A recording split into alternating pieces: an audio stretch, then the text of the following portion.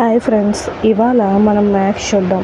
ఇక్కడ if tan theta is equal to 5/9 then 18 sin theta minus 7 cos theta by 9 sin theta plus 11 cos theta equal to ఎంత? ఇక్కడ ఇచ్చింది ఏంటి? 18 sin theta minus 7 cos theta by 9 sin theta plus 11 cos theta divide by cos theta అంటే ఏమవుతుంది? 18 sin theta by cos theta minus 7 cos theta by cos theta by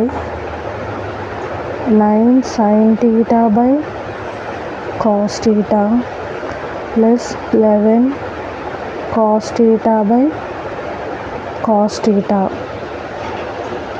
ఇక్కడ 18 sin theta by cos theta అంటే 18 tan theta minus 7 cos theta by cos theta. cos theta cancel అవుతుంది కాబట్టి -7 by 9 sin theta by cos theta అంటే 9 tan theta plus cos theta by cos theta cancel అవుతుంది కాబట్టి 11.